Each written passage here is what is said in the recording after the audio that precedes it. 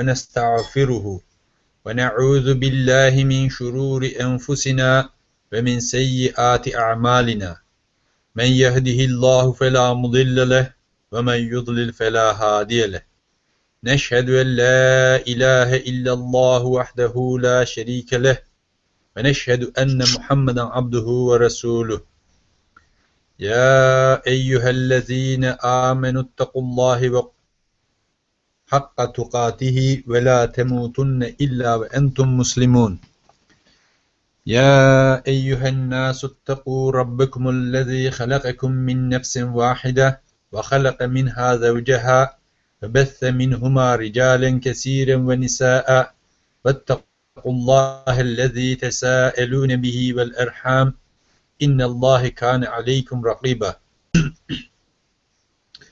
يا أيها الذين آمنوا اتقوا الله وقولوا قولا سديدا يصلح لكم أعمالكم ويغفر لكم ذنوبكم ومن يطع الله ورسوله فقد فاز فوزا عظيما يا أيها الذين آمنوا لا تتخذوا اليهود والنصارى أولياء بعضهم أولياء بعض ومن يتولوهم منكم فإنه منهم إن الله لا يهدي القوم الظالمين إن أصدق الحديث كتاب الله وخير الهدي هدي محمد صلى الله عليه وسلم وشر الأمور محدثاتها وكل محدثة بدعة وكل بدعة ضلالة وكل ضلالة في النار أما بعد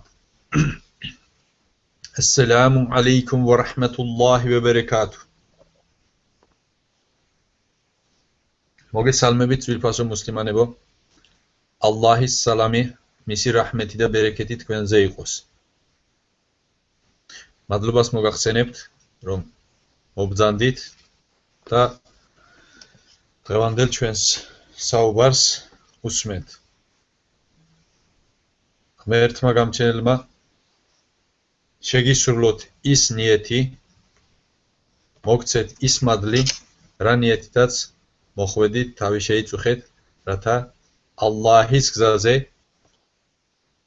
ერთი-ორი სიტყვა კიდევ ახალი შეგესწავლათ და რამე ისლამის შესახებ ცოდნა შეგეძინათ დღეს 25 დეკემბერია 2013 წელი სადაცა ერთი კვირის შემდეგ სრულდება ეს წელიწადი და შევდივართ ახალ 2014 წელში. შესაბამისად, აქედან გამომდინარე, მე დღევანდელი ჩემი სასაუბრო თემა მეუძღვენი ახალ წელს. ახალ წლის შესახებ მინდა ვისაუბრო და ჩემი მოგრძალებული ცოდნა გადმოგცეთ ამ თემასთან დაკავშირებით. ყველასათვის ცნობილია და ყველასათვის გარკვეულია, ანუ უცხო არ არის ის თემა, რომ ახალი წელი მუსლიმებისთვის ეს ერთ-ერთი აღსანიშნავი საზეიმო დღესასწაული არ გახლავთ. მუსლიმები ახალ წელს არ ზეიმობენ და არ აღნიშნავენ. რა თქმა უნდა, ბუნებრივია ამასთან დაკავშირებით ბევრს გაუჩნდება კითხვა. შეიძლება თქვენ აქ მომბრძანებული სტუმრები არ აღნიშნავდეთ ამ ახალ წელს, არ ზეიმობდეთ. აქ დასმული კითხვები თქვენთვის არ იყოს მომართული, იმიტომ რომ თქვენ არ განეკუთვნებოდეთ შეიძლება იმ ხალხის კატეგორიას, რომლებიც აღნიშნავენ და ზეიმობენ. თუმცა ამის ცოდნა თუ რატომ არ ვზეიმობთ ჩვენ ახალ წელს, ჩვენთვის მაინც აუცილებელია. რადგან შესაძლებელია აქ ყოფებმა სხვებს გადასცენ ეს ცოდნა, ეს ინფორმაცია, სხვებმა დაუსვან კითხვა და ამ კითხვებს რომ უფრო კარგად დამაჯერებლად და ამომწურავი პასუხი რომ გასცენ, ამისთვის ცოდნა, რა თქმა უნდა, კარგია და აუცილებელია. უპირველესად მინდა ვისაუბრო ისლამის ძირითად თვისებებზე. რა ახასიათებს ისლამს? როგორი არის ისლამი? შუამავლმა ალეისალათუ ვესალამმა, როდესაც უზენაესი ალლაჰისგან მიიღო ისლამის გავრცელების ბრძანება, ანუ შუამავლობის მისია, როდესაც მიიღო, მისი ერთ-ერთი ძირითადი პრინციპი იყო ის, რომ მუსლიმანი ხალხი, ისლამი, ან თავისი მიმდევრები უნდა ყოფილიყვნენ სხვებისგან, ურწმუნოებისგან, ქააფირებისგან და მუშრიკებისგან განსხვავებულნი.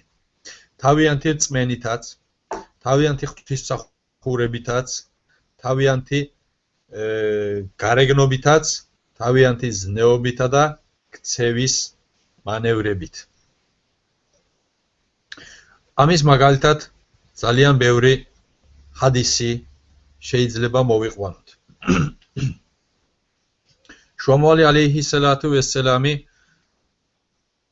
ბრძანებს თავის ჰადისებში, რომ ე მორწმუნეებო, მუშრიკები ულვაშებს იგრძელებენ, წვერს იმოკლებენ. თქვენ პირიქით მოიქეცით, მუშრიკებისგან განსხვავებულად მოიქეცით, გაუშვით წვერი, გაიპარსეთ ულვაში. კიდე ის ერთ-ერთ თავის ჰადისში ბრძანებს, რომ ვინც დაემსგავსება საზოგადოების რომელიმე წევრს, ის ერთ-ერთი მათგანია. მენ თეშებეჰე ბიყაუმინ ფეჰუე მინჰუმ. ეს გულისხმობს საზოგადოების რომელიმე ჯგუფზე მიმსგავსებას, მიბაძვას ისეთ რამეებში, რაც მხოლოდ და მხოლოდ მათთვის არის დამახასიათებელი და გარედან ერთი შეხედვით შესაძლებელი იქნება მისი ამოცნობა, რომ ეს შეიძლება იყოს ამა და ამ საზოგადოების, ამა და ამ ჯგუფის წარმომადგენელი.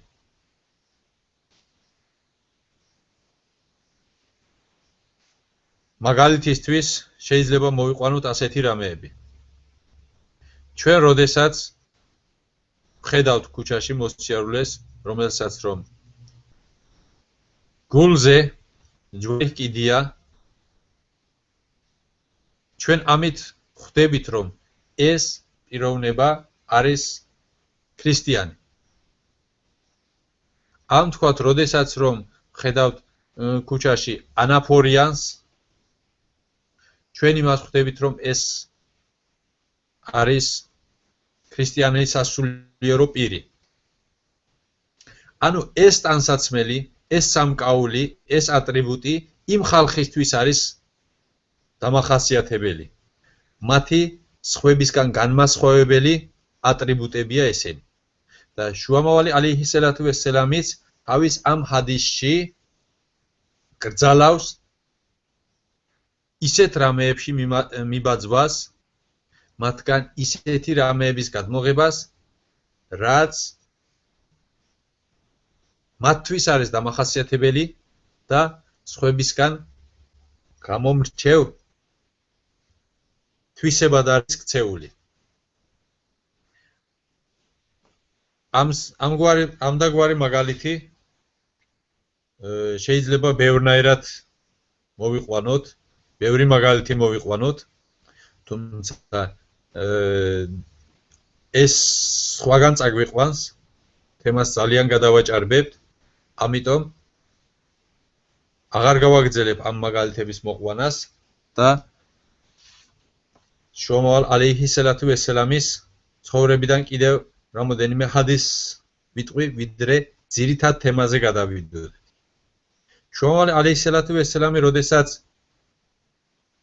მექედან მედინაში გადავიდა, ნახა რომ იქ ყოფი ხალხი აშურას, ანუ მუჰარრემის მთვარის მე-10 დღეს იქ მედინელი ებრაელები მარხულობდნენ.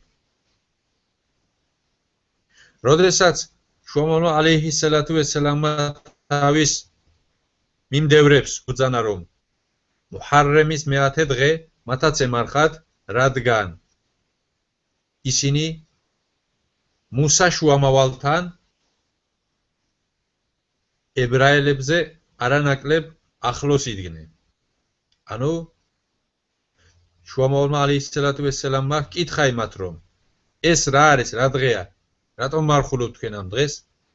მათ უპასუხეს რომ ეს ის დღეა, როდესაც მუსა თავისმა გამჩენმა, მუსა და მისი მიმდევრები იხსნა ფარაონისგან.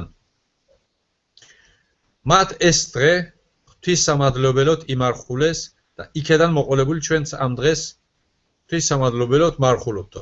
შუამავლმა ალეიჰისალათუ ვესალამმა ბრძანა რომ თქვენ თუ ამ დღეს მარხულობთ, მეც ვიმარხავ, რადგან მუსა შუამავალი, ასევე ჩვენ მას შუამავლად ვაღიარებთ და ჩვენ შუამავლადაც ითვლება. ამის შემდეგ ერთ-ერთმა საჰაბემ რადიალლაჰუ ანჰუ მოვიდა შუამავალთან, მუსა შუამავალთან, მუჰამმედ შუამავალთან და უთხრა რომ ე ალლაჰის შუამავალო, ამ დღეს მუჰარრემის მე-10 დღეს ებრაელებიც მარხულობენ და ჩვენ ხომ არ ვიქნებით მიმსგავსებული ამ ხალხზე, ამ ჯულის მიმდევარ ხალხზე. შუამავლმა ალეიჰისალათუ ვესალამმა უთხრა რომ თუ მასეა, მაშინ ჩვენ მომავალი წლიდან 2 დღე ვიმარხულოთ. მსგავსი რამეები ყველაფერი მიმართულია მიგვინიშნებს იმას, რომ ისლამი ყოვლად დამოუკიდებელია ყოველგვარი დანამატისა და ყოველგვარი ტრადიციებისგან.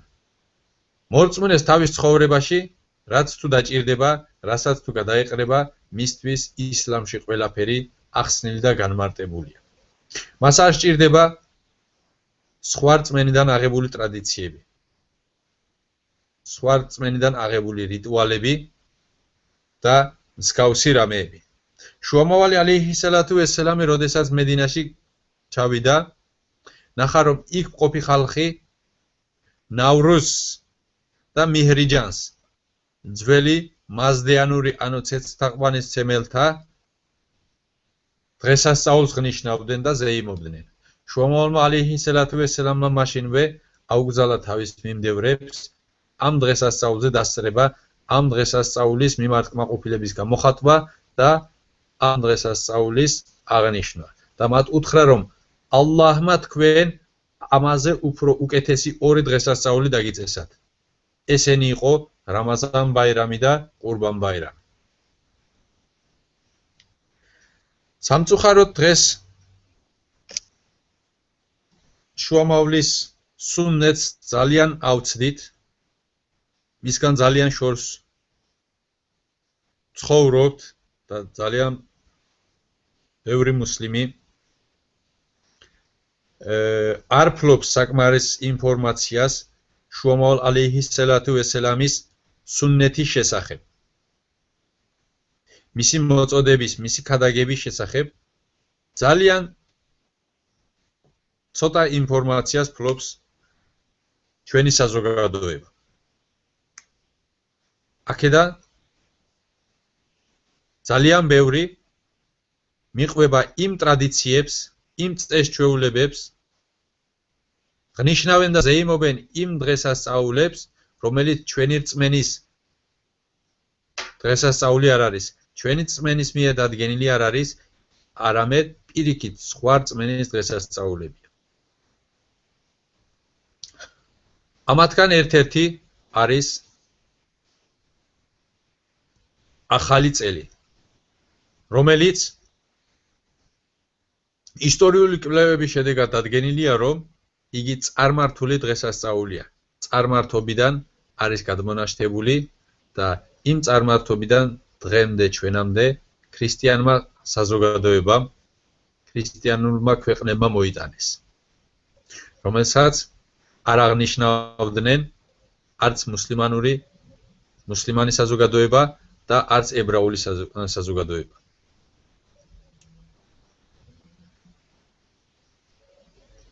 ძალიან ბევრ ცრურ რწმენებთან და ბათილ ტრადიციებთან არის დაკავშირებული ახალი წლის დღესასწაული, რომელსაც თან ახლავს ნაძვის ხის კულტი, თოვლის პაპა, მეკვლე, ბედობა და სხვა რამეები, რომლებსაც საფუძველი არც ქრისტიანულ სარწმუნოებაში მოეპოვება და არც მუსლიმანურში, რა თქმა უნდა. ეს ყველაფერი ძველი წარმართული რწმენებიდან არის გადმონაშთებული და შეკოწიწებული დღევანდელ ყოფიერებასთან. მე მინდა დღევანდელი ჩემი სასაუბრო თემა განვიხილო აამენთუს მიხედვით. ანუ აამენთუ არის ისლამში 6 პირობა, რწმენის 6 პირობა, რომლის აღიარებისა და დამოწმების შედეგად ადამიანი მუსლიმად ჩაითვლება, ხოლო მისი ერთი რომელიმე მუხლის უარყოფის შედეგად იგი ისლამიდან გადის. ან კიდე აშკარად წმენის დაკარგვის საფრთხის ქვეშ დგება ასეთი პიროვნება. ალბათ ყველა თქვენთაგანი დამეთანხმება, რომ აამენთუს 6 პირობას ვინც აღიარებს და დაამოწმებს, ის მუსლიმად ჩაითვლება, ხოლო ვინც მას უარყოფს, ამ 6 მუხლიდან ერთ რომელიმეს უარყოფს, მას ჩვენ მუსლიმს ვერ ვუწოდებთ. მაშ რა არის ეს 6 მუხლი, 6 პირობა განვიხილოთ. მოდით ჯერ არაბულად წავიკითხავ. آمنت بالله وملائكته وكتبه ورسله واليوم الآخر وبالقدر خيره وشره من الله تعالى والبعث بعد الموت حق أشهد أن لا إله إلا الله وأشهد أن محمدا عبده ورسوله.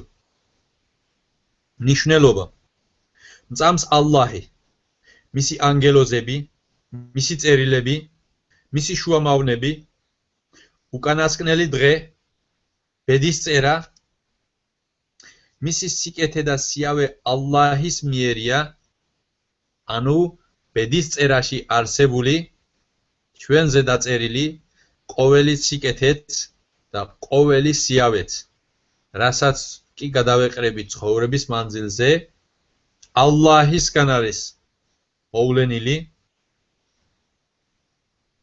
ეს შეიძლება იყოს ჩვენთვის ჯილდო, შეიძლება იყოს ჩვენთვის გამოცდა, ან კიდე სასჯელის სახით. ჩვენ გვწამს ამ ყველაფრის ჭეშმარიტებისა გვწამს.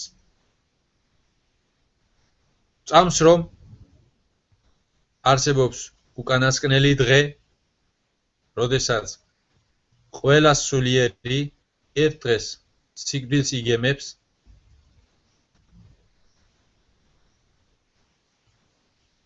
და ასევე გვწამს რომ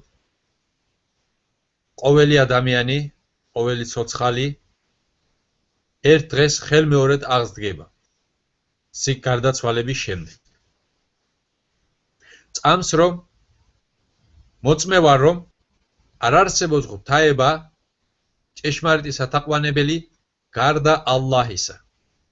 ასევე მოწმევა რომ მუჰამმედი მისი მსახური და შუამავალია, ალეიჰის სალათუ ვესსალამ.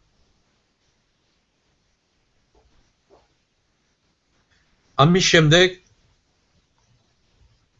მოდით ჩვენ განვიხილოთ აამენთუს ზოგიერთი მუხლები,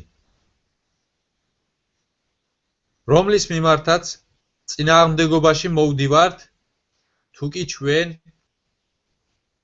ახალი წლის იმ ცრურ რწმენებს ვიჯერებთ და იმ ბათილ ტრადიციებს ვასრულებთ, რომლებიც ახალ წელს თან ახლავს. მაგალითად პირველი არის ამენტუ ბილლაჰი. მე მწამს ალლაჰის. ვაღიარეთ ჩვენ, რა თქმა უნდა. თუმცა როგორ ვჯერა ჩვენ ალლაჰის? რას ნიშნავს ალლაჰის რწმენა?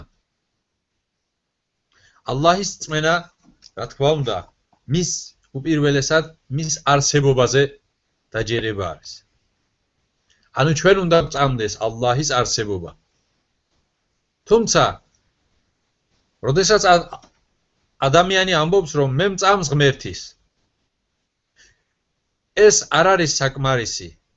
ანუ რწმენა მარტო მისი არსებობის შესახებ ინფორმაციას არ ნიშნავს. ანუ მე მჯერავს, რომ არსებობს სადღაც ღმერთი. კი, მაგრამ ეს არ არის საკმარისი რწმენა. აბა როგორ? ჩვენ უნდა გვჯეროდეს მისი ერთობისაც ამასთან. თუმცა მისი ერთობის რწმენა არ არის საკმარისი მის რიცხობრივ ერთობაში.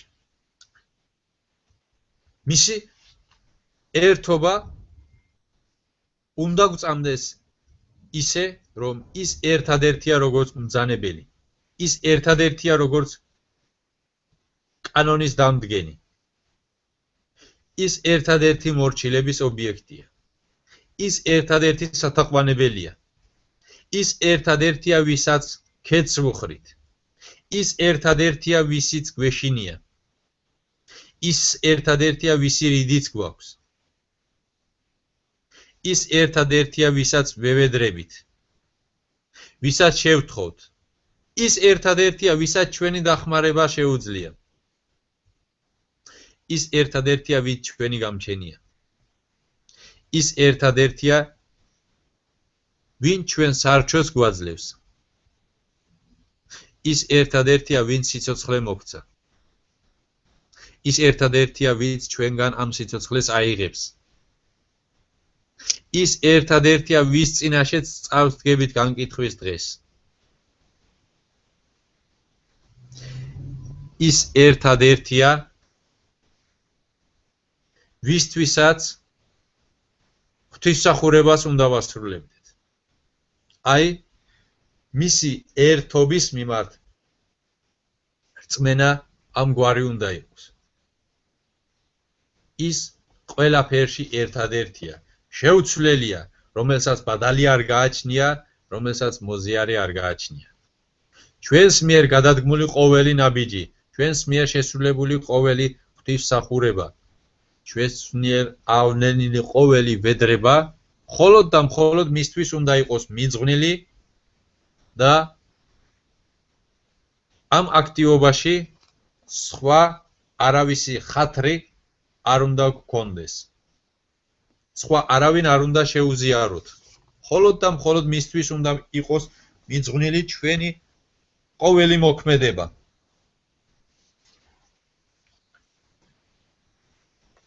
აი ასე უნდა გვწამდეს ალლაჰი. უზენაესი ალლაჰი თავის წმინდა წიგნში სუბჰანაჰუ ვა თაალა ბრძანებს, რომ ელ-იეუმე ეკმელტუმ ლეკუმ დინუკუმ. შემდეგ განაგრძობს აიათში ვარადიტუ ლეკუმულ ისლამე დინენ. დღეს მე თქვენი რჯული სრულიად უნაკლო ვყავი. მას არაფერი არ აკლია და თქვენთვის ისლამის რჯულზე ვარ კმაყოფილი. ანუ ეს რას ნიშნავს? ისლამი არ არის მხოლოდ მეჩეთი, არ არის მხოლოდ ნამაზი, არც მხოლოდ რამაზანი და არც მხოლოდ ჰაჯი არ არის. ისლამი ცხოვრების ყოველ ასპექტს მოიცავს. ისლამი არ არის მხოლოდ ის, რომ კვირაში ერთ დღეს ჯუმაზე წავიდეთ, და ამით პირნათლად მოხდილად ჩაგვეთვალოს ჩვენი ვალდებულებები. ისლამი ცხოვრების ყოველ ნაწილს მოიცავს. ისლამი მორწმუნის ცხოვრების სტილია. ისლამი მთელ ცხოვრებას მოიცავს, რომელიც უპირობო მორჩილებაზეა აგებული. უზენაესი გვეუბნება, რომ თქვენი რჯული უნაკლო და სრულყოფილია. ცხოვრებაში რაც დაგჭირდებათ, ყველაფერი გარკვეული და გადაწყვეტილია. მე ასეთი რჯულით ვიქნები თქვენგან კმაყოფილი. რაც განგიმარტეთ ჩემს წიგნში და რაც გიანდერძათ ჩემმა შუამავალმა. მე მხოლოდ ამით ვარ კმაყოფილი. თქვენ თუ წარსდგებით ჩემს წინაშე სხვა რჯულით, სხვანაირი ცხოვრების სტილით, მე ამას არ დავკმაყოფილდები. არ მოვიწონებ და არ მივიღებ. უზენაესი თავის წმინდა წიგნში ალი იმრან სურას 85 აიეთში ბრძანებს, რომ وَمَنْ يَبْتَغِ غَيْرَ الْإِسْلَامِ دِينًا فَلَنْ يُقْبَلَ مِنْهُ وَهُوَ فِي الْآخِرَةِ مِنَ الْخَاسِرِينَ. ვინც ისლამის გარდა სხვა რჯული ეძიოს, ის მისგან არ მიიღება და იმ ქვეყნად წაგებულთაგან იქნება. ანუ ეს აიათი ჩვენ ცხად გვიყოფს, რომ ისლამის გარდა სხვა რჯულის მაძებარნი წაგებულთაგან იქნება, ანუ წაგებულთა რიგებში იქნება. ისლამის გარდა სხვა რჯულის მაძიებარნი. ეს აიათი, ამ აიათიდან გამომდინარე ჩვენ ხვდებით, რომ იმ ქვეყნად ხალხის ორი ჯგუფი იქნება. ერთი მოგებული, მეორე წაგებული. ღმერთმა ყველა ჩვენგანი მოგებულთა შორის გვამოყოს.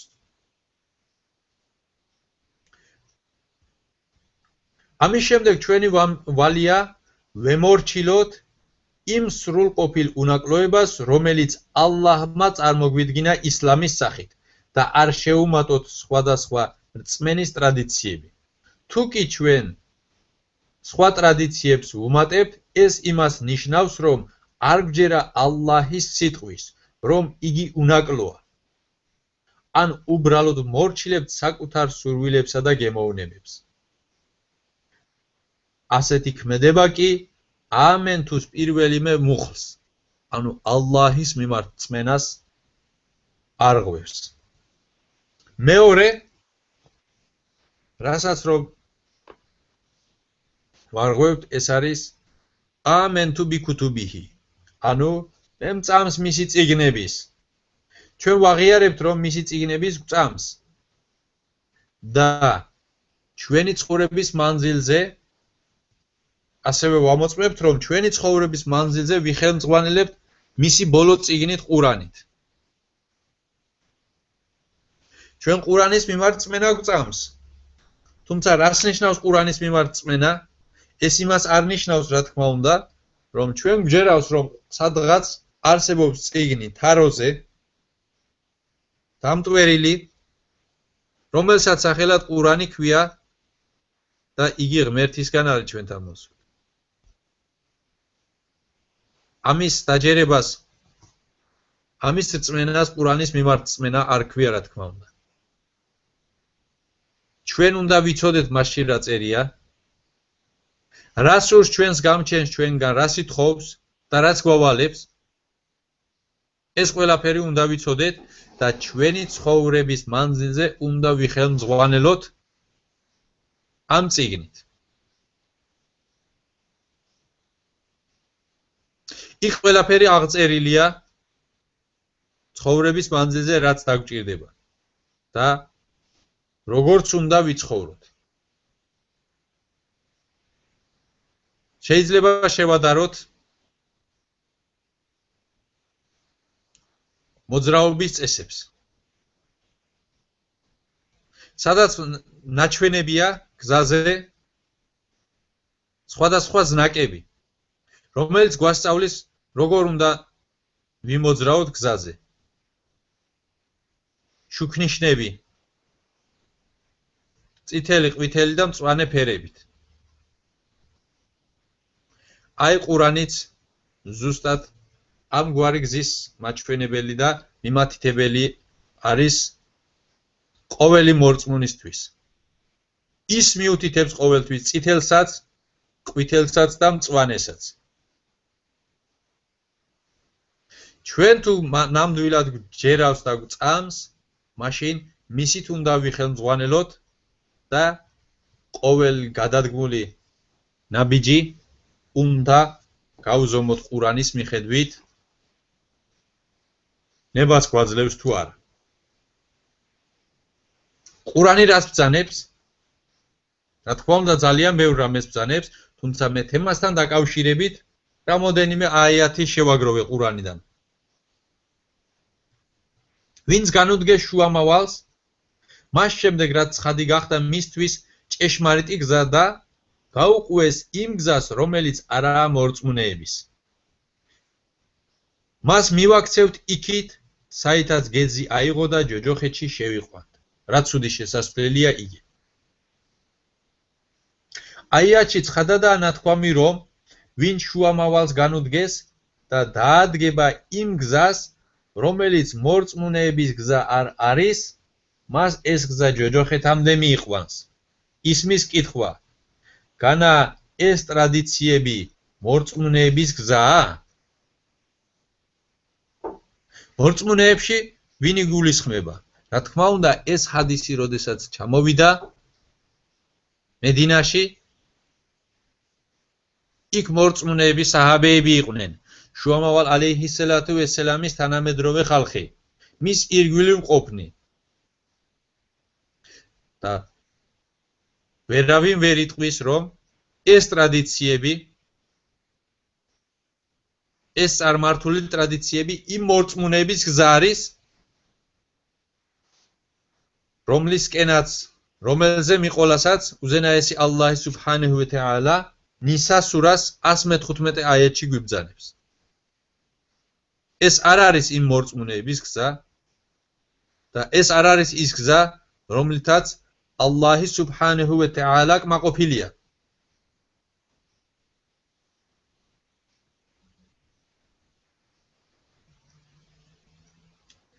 უზენაესი ალლაჰი სუბჰანაჰუ ვა თაალა კიდევ თავის წმინდა წიგნში ბრძანებს, რომ ჭამეთსვით და უქმედ ნუ გაფლანგავთ. ჭეშმარიტად ალლაჰს არ უყვას ფლანგველნი. დედამიწაზე რაც არის, ყველაფერი ადამიანის სასარგებლოდაა გაჩენილი. თუმცა უქმედ ხარჯვა და ფლანგვა გვეკრძალება. არავის არ აქვს ამის უფლება. მე მინდა დავსვა ასეთი კითხვა. განა რომელ ახალ წელს არ ახლავს თან გადაჭარბებული ხარჯვა და უქმედ ფლანგვა, რასაც ისლამური ტერმინოლოგიით ისრაფი ქვია. ყველაფერს რომ თავი დავანებოთ, მარტო ასაფეთქებლებსა და ფეიერვერკებში რამდენი ფული იხარჯება. იმისათვის რომ ცოტა ხნის შემდეგ ცეცხლი მოუკიდოთ და დავწვათ. ბევრი პურის ფულსაც ვერ ნახულობს. ჩვენ კი რა შევყრით ფულს?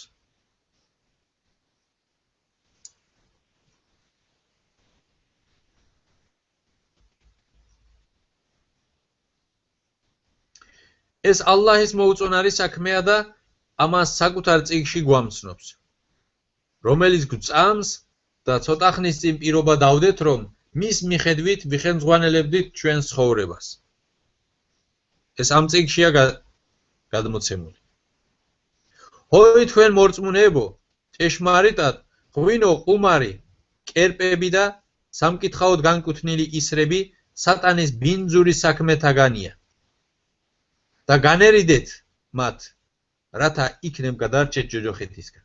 ჭეშმარიტად სატანას მხოლოდ ის სურს, რომ ღვინითა და ყუმარით მტრობა და ბოროტება ჩამოაგდოს თქვენ შორის და დაგაშოროთ ალლაჰის დიდებასა და ნამაზს. მაიდას სურას 90-91 აიათებში ბრძანებს ამას უზენაესი. ყველასათვის ცნობილია, რომ ახალი წელი გამოირჩევა ღვინისა და მსგავსი ალკოჰოლური სასმელების ვლომად ხარჯვით. ალლაჰი კი ამას სატანის საქმედ ახასიათებს და თან დასძენს, რომ ამით სატანას თქვენ შორის მტრობა სურს. ასევე სურს მოგაცილოთ ნამაზს და ალლაჰის დიდებას.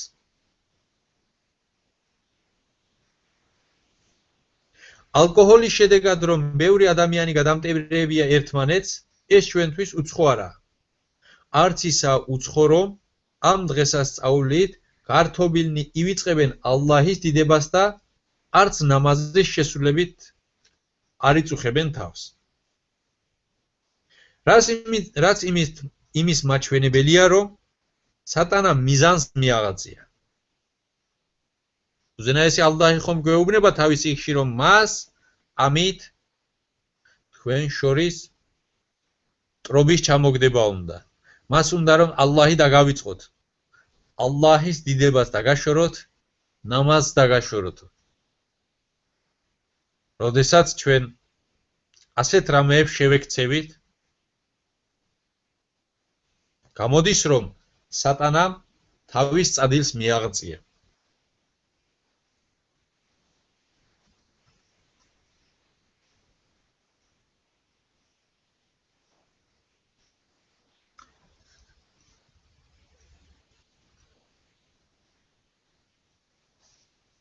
ბევრმა მუსლიმმა შეიძლება თქვას, რომ მე არც სვამ და არც ნამაზს ვარ უნიებ. მაგრამ თუ კი შენ ზეიმობ ამ დღეს გამოხატავ მის მიმართ სიხარულს და ულოცავ სხვებს, გამოდის შენ ტაშს უკრავ იმ წარმართულ ტრადიციებს, რომელიც ღვინის სმით, ფუჭი ხარჯვით და ალლაჰის დავიწყებით ასოცირდება ხალხში. რა თქმა უნდა, ვისაც მოესმება ახალი წელი, ან ვინც იტყვის, ხელათვე ადამიანს აზრად მოდის ქეიფი, სმა და მსგავსი ცუდი საქმეები, რომელიც არ უყვარს ჩვენს გამჩენს და რომელიც მისთვის მოუწონარი საქმეებია. ყველა ამ საქმეებით ასოცირდება ეს. ამ ყველაფერს კი ალლაჰი სატანის ბინძურ საქმეებად ახასიათებს თავის წმინდა წიგნში. როგორ შეიძლება მუსლიმი ამ დღის მიმართ კმაყოფილებას გამოხატავდეს და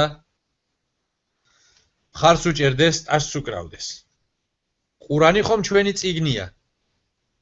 ხომ ვაღიარეთ, რომ გვწამდა წმინდა წიგნებისა, მაშ რაში გამოიხატება ჩვენი რწმენა. თუ კი ამ ყველაფერს უგულისყუროდ ვექცევით. ალბათ ჩვენს მდგომარეობას ბევრი ასე ეტყოდა, ასე შეაფასებდა, რომ ფიცი მწამს და ბოლო მაკბილვებს.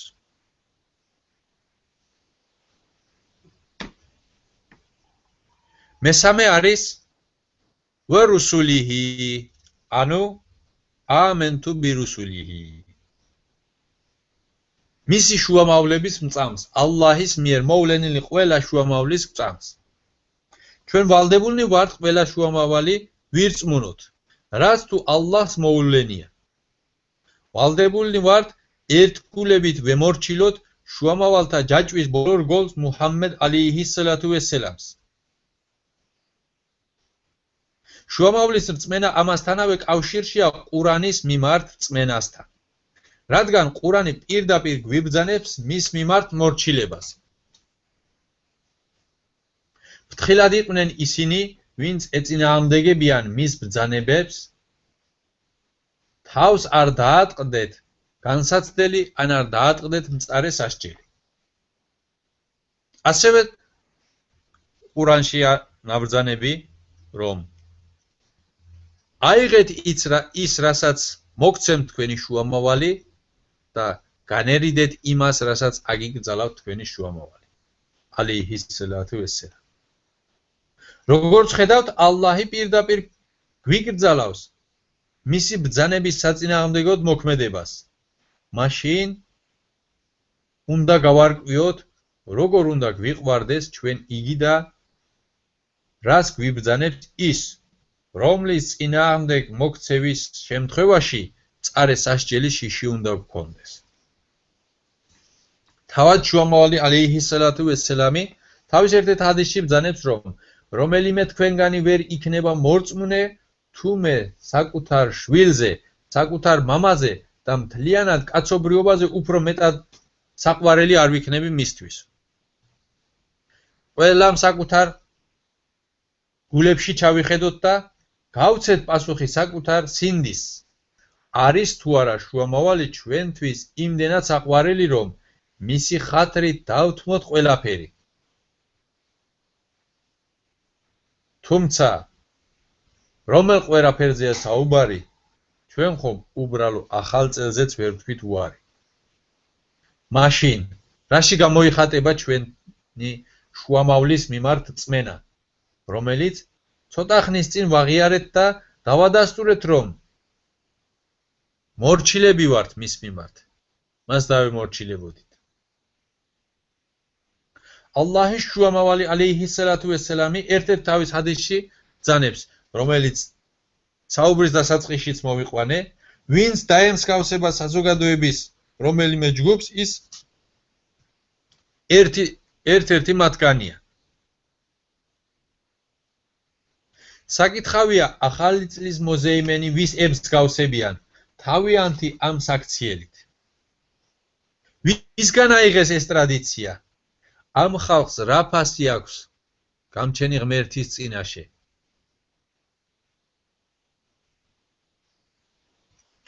უზენაესი ალლაჰი ამ ხალხით კმაყოფილი არის თუ არ არის? ვისგანაც შენ ეს ტრადიცია აიღე?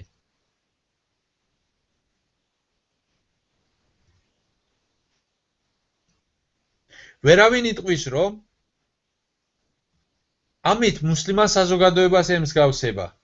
ვერც იმას იტყვის, რომ ის ამით ემსგავსება იმ საზოგადოებას, რომელთა გზით სვლა ალლაჰმა გვიბრძანა. არა, ალლაჰმა საჰაბეების გზით სვლა გვიბრძანა. ალლაჰმა შუამავალი წარმოგვიდგინა საუკეთესო მაგალითად. თუმცა სამწუხაროდ ჩვენ შუამავალზე უფრო სხვა ვინმეებს ღებულობთ მაგალითად. სამწუხაროდ ჩვენ ვარსკვლავებს, ფეხბურთელებს, მოდელებს, მსახიობებს და მსგავს ხალხს ღებულობთ მაგალითად. შუამავალი ალეიჰისალათუ ვესელამი თავის ერთ-ერთ ჰადისში ბრძანებს, რომ კაცი იმ ქვეყნად იმასთან ერთად წამოდგება, იმასთან ერთად გაცოცხლდება, აღსდგება, ვინც მას ყველაზე მეტად უყვარდა. ალბათ კითხვა რომ დავსვა, ყველა ჩვენგანს იმ ქვეყნად შუამავალ ალეიჰისალათუ ვესელამთან ერთად გაცოცხლება, მასთან ერთად ქევსერის ტბასთან შეხვედრა გსურს. იმას ვოცნებობთ, რომ მასთან ერთად ვიყოთ იმ ქვეყნად. ალბათ რომ კითხვა დაუსვათ,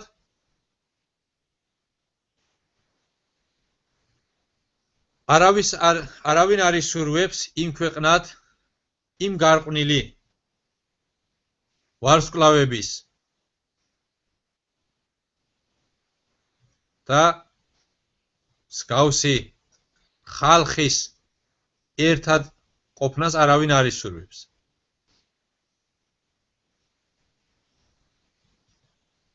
თუმცა ამ ქვეყნად სულ მათ გვერდით არიან. თავიანთი ფიქრებით, თავიანთი ოცნებებით მათ გვერდით არიან. რასაც ისინი იცვამენ, ესენიც იმას იცმენ. რასაც ისინი აკეთებენ, ესენიც იმას აკეთებენ. საძინებელ ოთახში მათი პლაკატები აქვთ გაკრული. როგორ ვარცხნილობასაც ისინი იკეთებენ, ესენიც ისეთ ვარცხნილობას იკეთებენ. შუამავლის მიხედვით არაფერს არ აკეთებენ. კი, მაგრამ საინტერესოა ასეთ მდგომარეობაში როგორ აპირებენ შუამავალ ალეიჰისალათუ ვესალამთან ერთად ქევსერის ტბასთან თავშეყრას. ღმერთმა დაგვიფაროს. ღმერთმა დაიფაროს ყველა ჩვენგანი შვილები, დები, ძმები და ახლობლები. მდგომარეობა ძალიან წვავეა.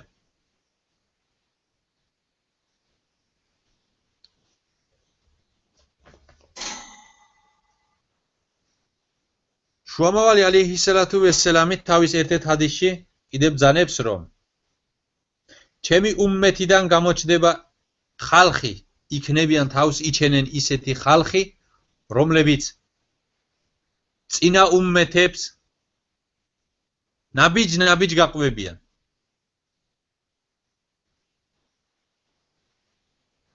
იქამდე, რომ ისინი თუ სადმე ხვლიკის სოროში შეძვრებიან, ესენიც იქ შეყვებიან. მეორე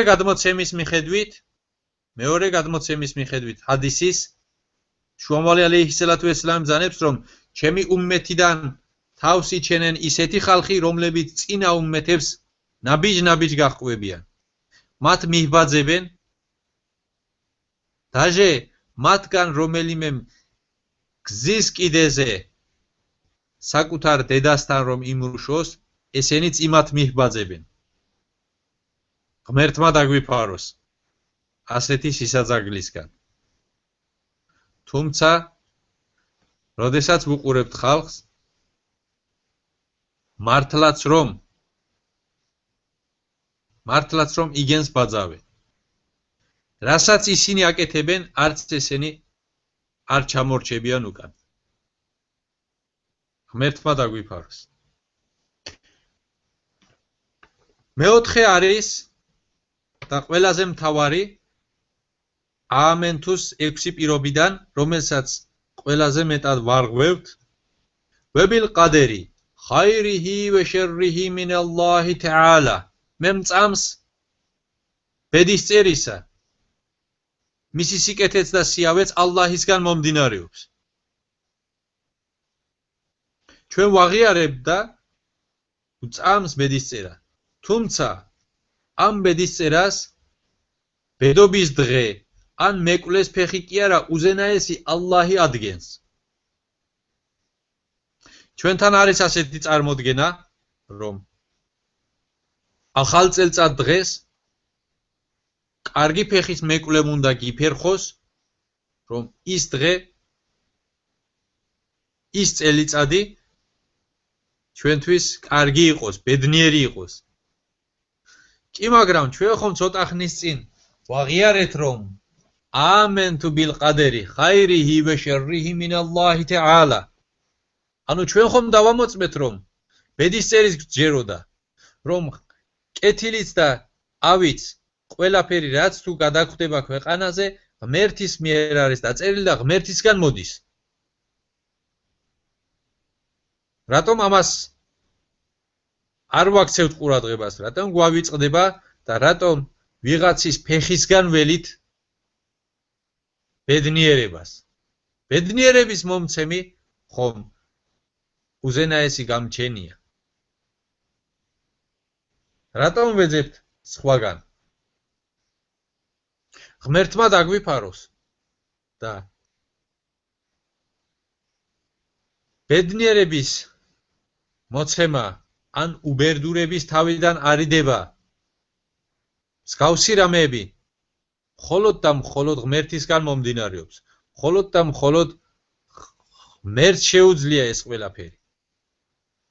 ჩვენ ხომ ვაღიარეთ დასაწყისში ღმერთის ერთობა, ის ყველაფერში ერთი იყო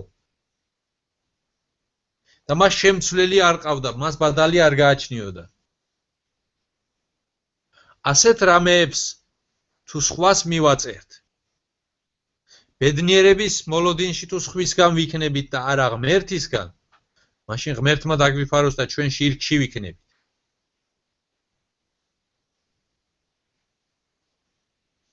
შირკი კი ყველაზე დიდი ცოდვაა ისლამში.